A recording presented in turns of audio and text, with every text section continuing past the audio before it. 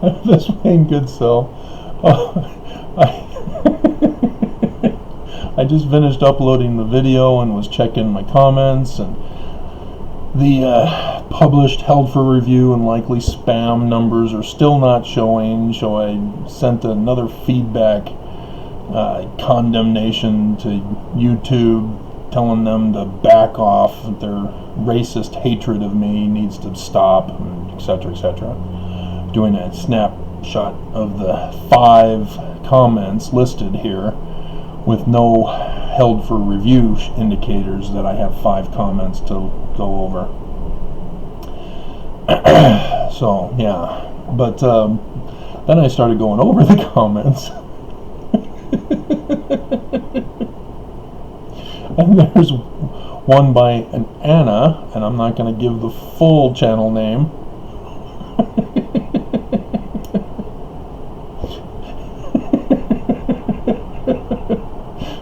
But she has 159, and it's blued, which means it links to some other thing.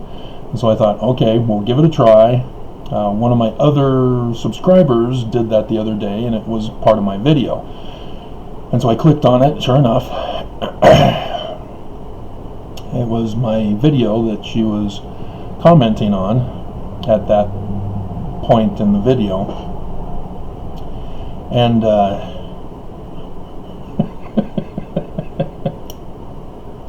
and so then I thought I'd check on Anna to see who she is, why she's clicking that or commenting that portion of the video, which is me, the Mormons place thumbs up for LDS church crime.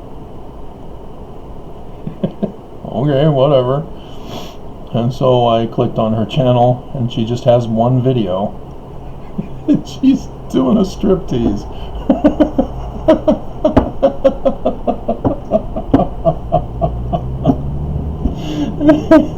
She doesn't go all the way, obviously, because YouTube would find out and ban her, but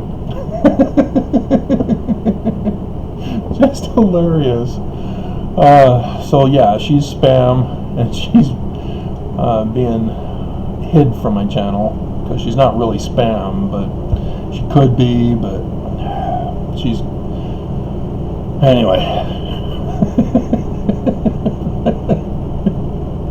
Just hilarious. But yeah, that's how Mormons think. They turn objects and other distractions into sin, and ignoring the key commandment of love. That's it. That's all, Mormons. Love. When you do anything that is not love, you're a hater. You're following Lucifer. It's not complicated. And you may think that you're helping people by taking away their agency. No, if you take somebody's agency away, you can't call it love. Good, evil, evil, good, remember? But, my hell, that was funny. Man. So my intention here is to go over church history and the keystone of LDS church history in Canandaigua, New York. I'll come back to the comments later, guys. I'll most likely deal with them directly unless there's something I need to make a video for. And every time I do a video, I hope you understand the sacrifice I am making to save all of you. Is that I'm supposed to be packing. I can only take what I can carry, but fulfillment or prophecy requires that something big is going to destroy America soon. And I should be packing so that I can pick up and go rather than trying to pack when I should be going. So I won't be able to take anything with me if I don't pack. But yeah, I hope you understand the sacrifice I'm making for you guys. Anyway, so we start with Joseph Smith's own history, from the Joseph Smith History, the 1838 edition. Now, there's a ton of stuff, and you'll see why as I go over this. So when we get to verse 3, he says, I was born in the year of our Lord. Oh, that means, that was when Jesus was born. No. 1805, on the 23rd day of December, in the town of Sharon, Windsor County, state of Vermont. My father, after ... which means they purposely left some information out, Joseph Smith Sr. And so we could go to Sharon, Windsor County, Vermont, but Joseph is just a baby at this point. So my father, Joseph Smith Sr., is where we actually start. And this is where I started with my church history research. As I already knew about Asa, I can't remember the grandfather's name, but he's talking about a prophecy of a future descendant who's going to restore the church, and blah blah blah. I could have gone into those, but then I'd have to go all the way back to Adam.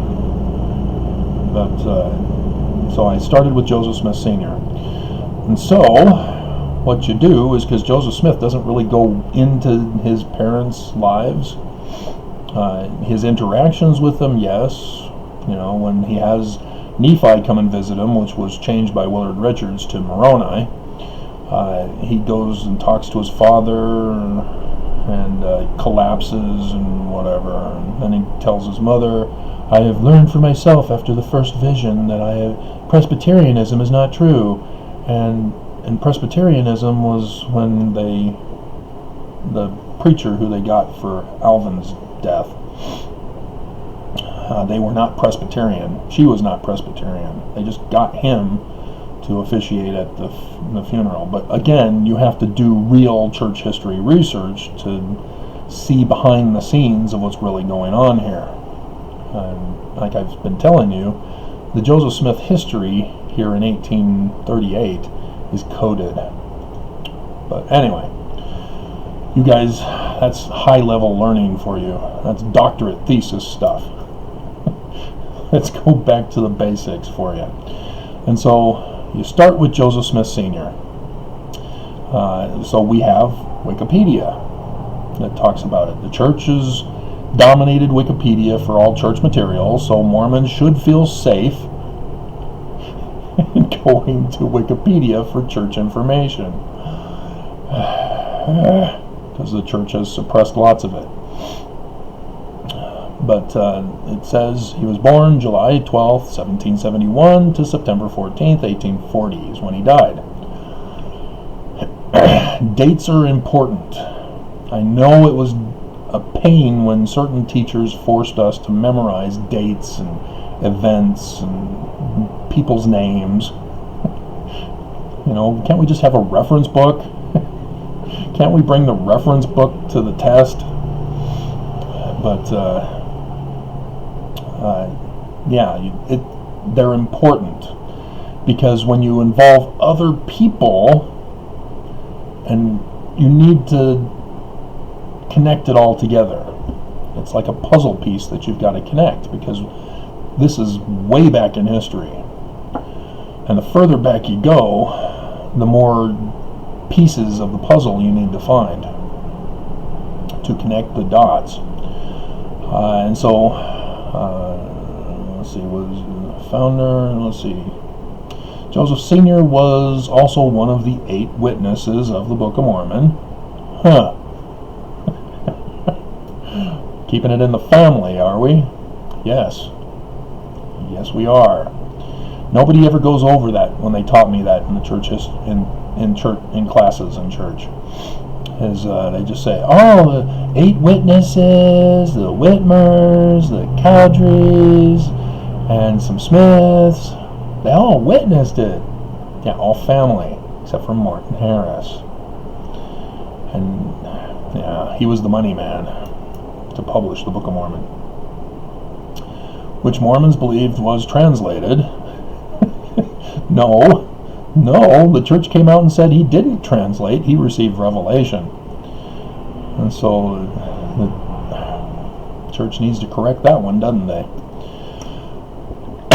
From golden plates.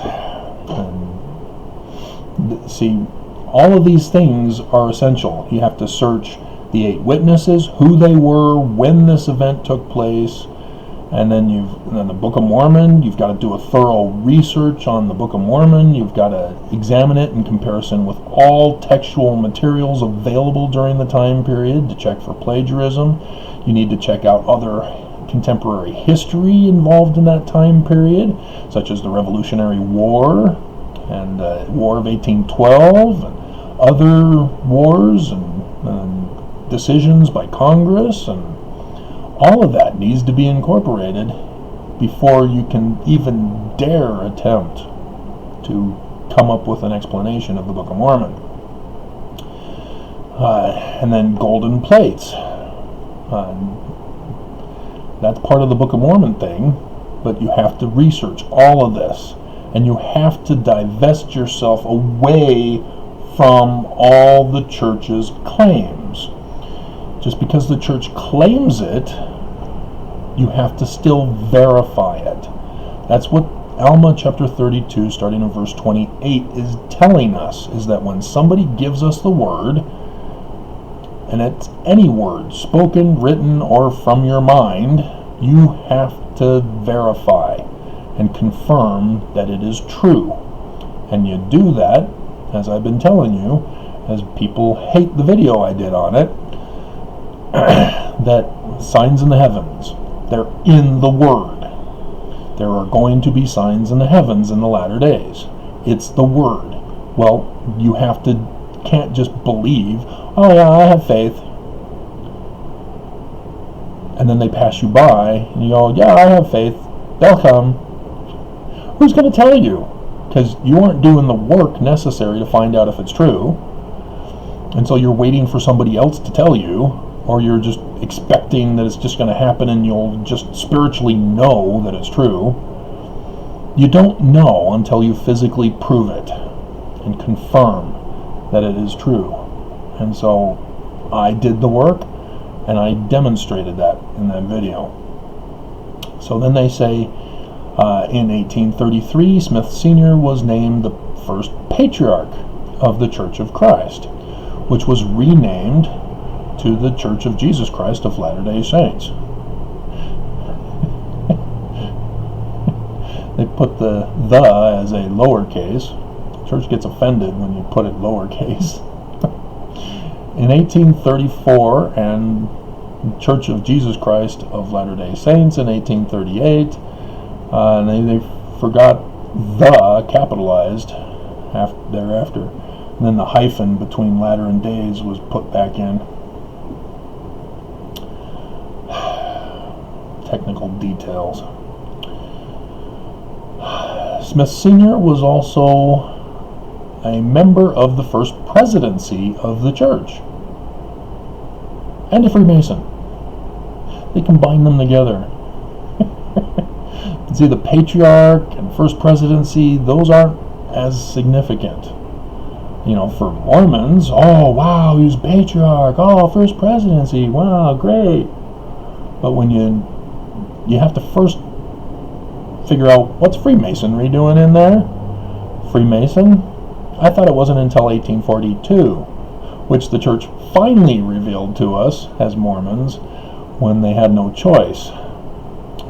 But they give us the actual lodge, the Ontario Lodge, number 23 of Canandaigua, New York.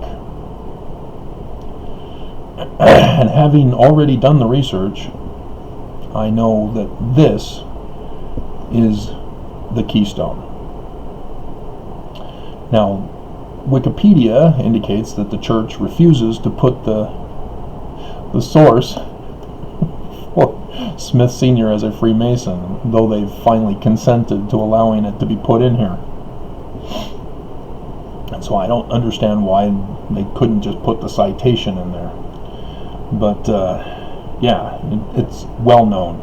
Others have published books of famous people who were Freemasons, and they list all the lodges of famous people, and Joseph Smith Sr. and Hiram Smith are both listed. Hiram was in Palmyra, and Smith Sr. in Canandaigua, New York, but no Joseph Smith Jr. And so these are some questions that you now have to have answered. Why wasn't Joseph Smith Jr.? If Hiram was a Freemason in Palmyra and Smith Sr. in Canandaigua, New York, well, why isn't Joseph? So these are some questions that you need to have asked when you do your research. And so it's important when you're doing research to have charts and lists and such, to timetables and all that, so that you can reference everything. And I went and published my reference research material on the church.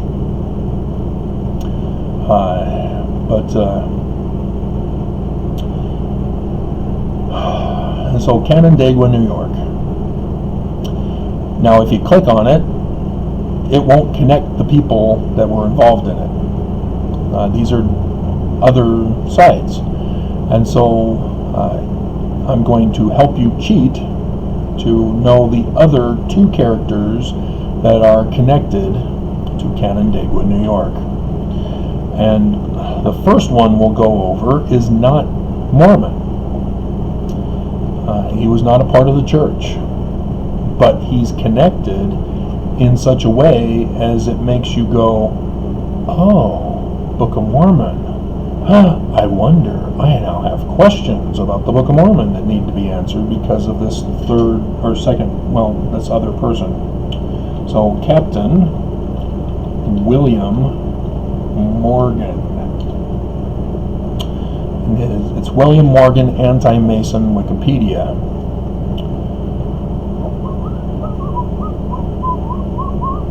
And it's under his disappearance. And so, right here, let's see. Since Masons placed their hands on a Bible and promised not to reveal passwords and grips of degrees, several members of the Batavia Lodge published an advertisement denouncing Morgan for breaking his word by authoring the book. Are you sure it was Batavia?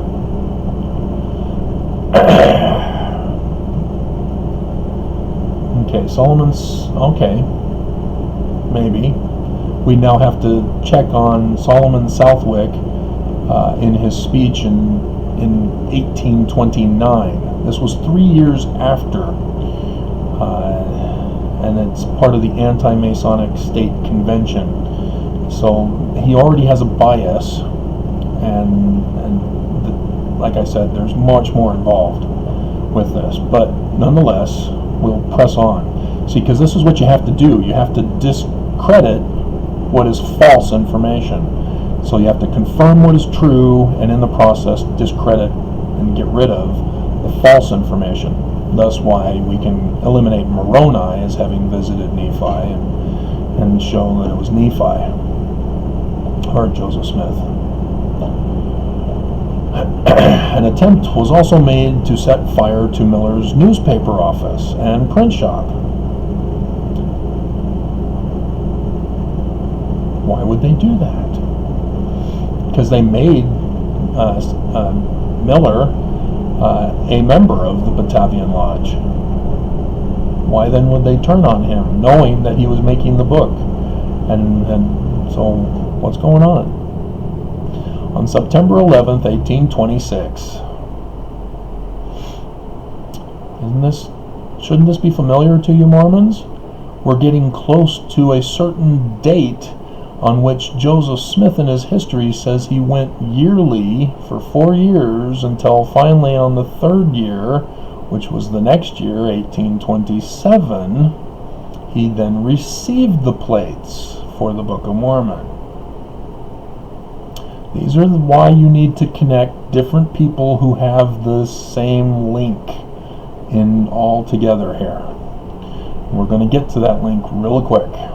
He was arrested for supposed non-payment of a loan and allegedly stealing a shirt and a tie. They were falsely arresting him. But again, you have to do the research to show that. According to the laws of the time, he could be held in debtor's prison until restitution was made, which would have made it more difficult to publish his book. What book? Oh, right, book on Freemasonry. It wasn't on Freemasonry. Again, the Batavian Press, to recoup the losses from him disappearing, published a book in his name, and it was the first 3 degrees of Masonry. And goes over what a Master Mason is, which is crucial because the Wikipedia page on Joseph Smith Sr. did not indicate that he was a Master Mason in 1818, which is just before he got his farm in Manchester. See why it's so important to do real church history, not just skim over it and make conclusions based on bias, whether it's for or against Smiths. And so Morgan is working on at least 1 book. There are other reports that he was working on 2 books.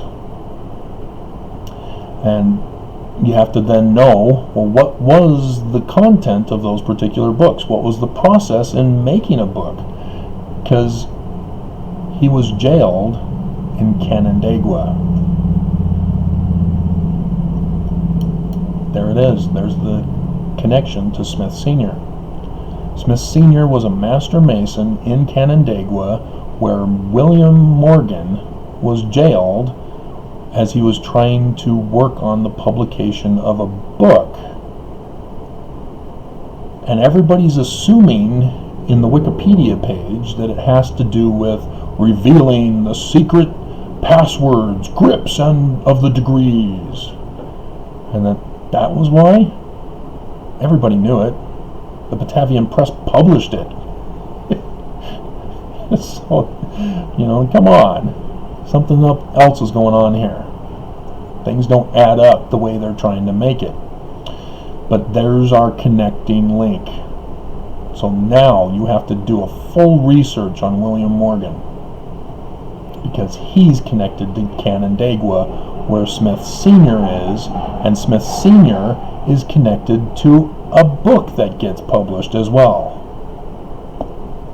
So now you have to say, okay, is there a connection between William Morgan's book that he was intending to publish but never did get to publish, and then this book that all of a sudden begins the year after he disappears, as they try to get somebody else to publish it rather than the Batavian Press. So now let's go to the 3rd person who has this same Keystone connection to Canandaigua, New York. Heber C. Kimball. Dun dun dun. Man of evil. So he has a section on Masonry, and it's his family that has released this information. Let's see. First time Mormons were admitted to the lodges. No, it's not the one. 5. Orson F. Whitney, Life of Heber C. Kimball. Yeah. Orson F. Whitney in 1888 wrote his book that has the quote, none of this other stuff, but we can then therefore assume that the church was in charge of it through the Kimball family on what was to be released here. So, Life of Heber C. Kimball, Apostle, Father, Founder of the British Mission, Salt Lake City, Utah, Kimball family. Page 27 for that, just the quote. None of the other stuff is referenced or footnoted. But anyway, here we go. In 1823. So again, you put the dates. Smith Sr., 1818, when he first becomes a Master Mason of Canandaigua Lodge. And then William Morgan, arrested, 1826, Canandaigua, New York, disappears, doesn't get to publish his book. The Batavian Press publishes some other book with his name, and Smith Sr. then goes on to publish a book. 1823, Kimball received the 3 craft degrees of Freemasonry in 1 year. See, again, you have already done the research on Freemasonry, haven't you? Because you have to. By finding out that Smith was a Freemason, you have to find out which Freemasonry. Because there's more than one. They're not all united. They're separate individual Freemasonries, and the two main ones are Scottish Rites and York Rites. And there are different rankings, names for each of those ranks. And that's why it's important to understand, because Heber C. Kimball cannot be exposed as the liar, pants on fire that he is, or his family covering up for him, that they're doing. Instead, we don't know, because we aren't given access to the true information that the Kimball family has secret access to. But no, you cannot raise to 3 degrees in 1 year. That's why the Warsaw Lodge was furious that Joseph Smith Jr. was raised to the 3rd level Master Mason in 2 days. But the Grand Master of the Warsaw, was at the Warsaw Lodge, justified it by saying that there's lots of people that want to be involved, and Heber C. Kimball is the one who went to him. It says Kimball was one of the original petitioners to establish a Freemasonry lodge in Nauvoo, Illinois. That's what they're referring to, that they don't talk about. It's the Warsaw Lodge that he went to petition for. And notice the Nauvoo, or the Warsaw Lodge, was Scottish Rites. And the fact that Joseph Smith allowed it when Hiram became a member of the Scottish Rites when he was actually York Rites, that's also a violation. And I don't think the Grand Master knew that, because the Smiths didn't talk about their origins of being involved with the York Rites before. So naughty on Smith's part, but again, they may not have realized, and time had gone by. Anti-Mason movement destroyed Masonry. It went underground to threaten America in a future time period when the Son of Man sign would be in the sky, and a puppet president would be placed on the throne of America, just like Babylon placed a puppet king on the throne of Jerusalem. Wait a minute, that's in a book. What book is that in? It has something to do with William Morgan, doesn't it? So no, Heber C. Kimball lies if it's him who's saying that he was a Master Mason at Victor Flats, Ontario County, New York. It means he was the Master Mason of that lodge. Because when you become a Master Mason, you're given a lodge. And so the Master Mason is the one who officiates all of the ceremonies. That's what William Morgan's acclaimed book by the Batavian Press tells us. And thus, why Joseph Smith Sr. was given the farm is because a Master Mason is taken care of by his brothers financially as well. And so, Kimball lies, or the family lies on his behalf. In 1824, Kimball then goes and petitions to the chapter at the Keystone, Canandaigua, New York. He's Scottish Rites. Now he's going to York Rites Lodge. You can't cross over. You can't mix. I already went over with you. Hiram should not have become a Master Mason in 1842. And so here they confess that Canandaigua is York Rites to receive the York Rite degrees of Royal Ark Masonry. Well, you have to understand that that's the 7th rank.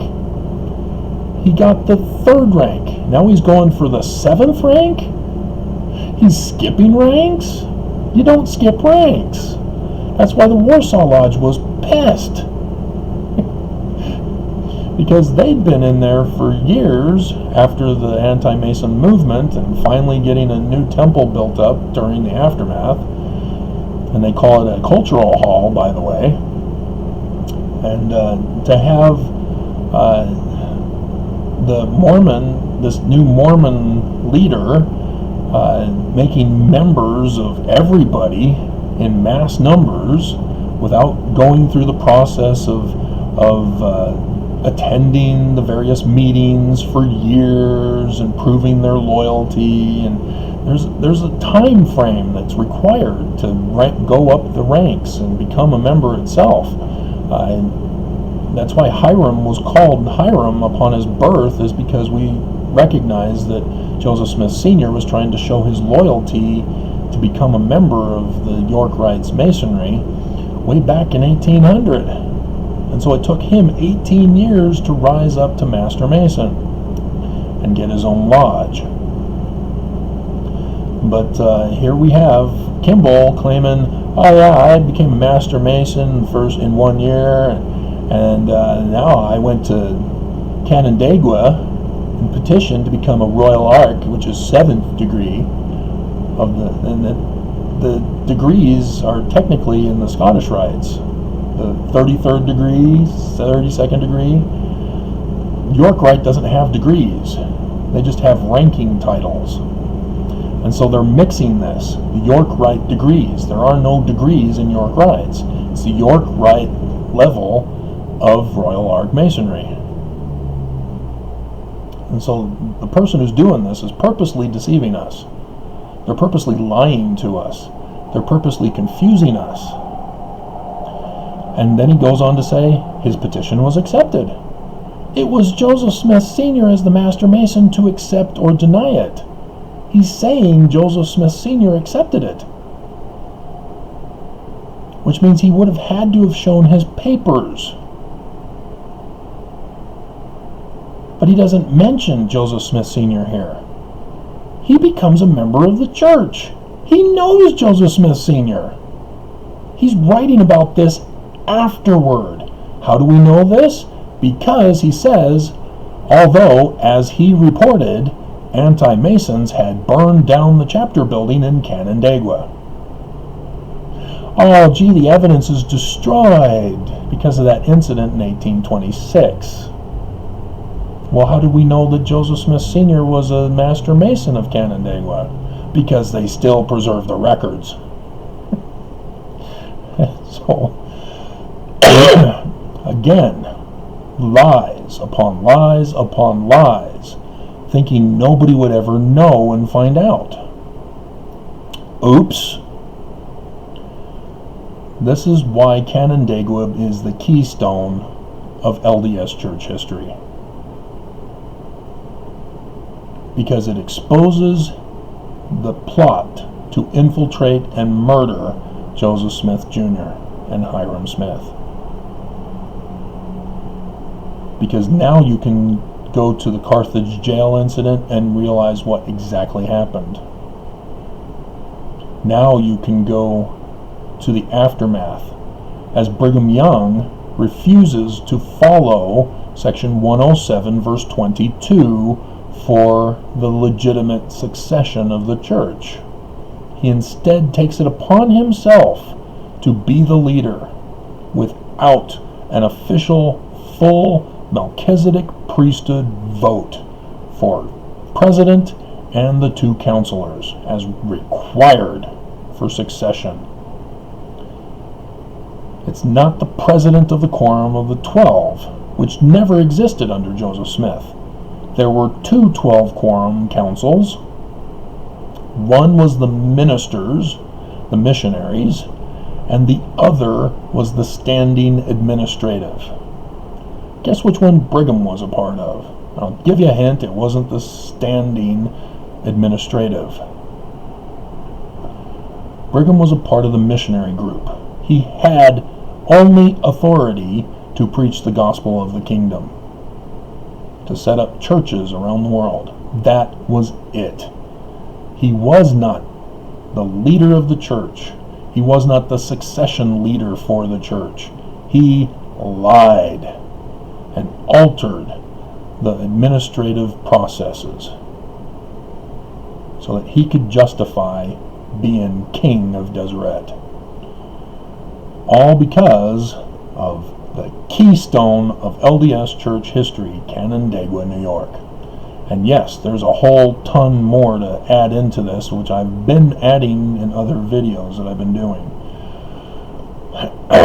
But this is why I'm warning everybody, because the Church of Jesus Christ of Latter-day Saints are part of that Illuminati group that infiltrated the Scottish Rites Masons to overthrow America back in 1826, of which Joseph Smith Sr. stopped and gave the Book of Mormon to us to warn us in encoded messaging of the time when they would come and attack us, when signs in the heavens from John the Revelator, chapter 12 specifically, as I've been telling you, giving us the precise date, which is right now, when America would put the Babylonian king, type and shadow, on the throne of America to destroy it and have it taken over by an enemy.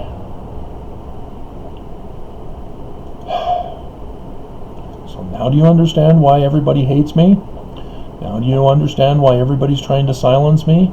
Now do you understand why Judge Clark Waddups, Mormon on the federal judge, chief judge of the land of Utah, said, yeah, I know the church lost because their lawyers filed in default, and that they confirmed that you are indeed correct in all your claims, and yes, we, the court and the clerks and those you've listed, were continuously attacking you during this lawsuit process, but your case is dismissed. Your life is now in danger. Just see how they operate? Do you see why I'm warning you? Do you now understand why I'm sacrificing myself to warn you? And this has already gone too long that I've lost the majority of you.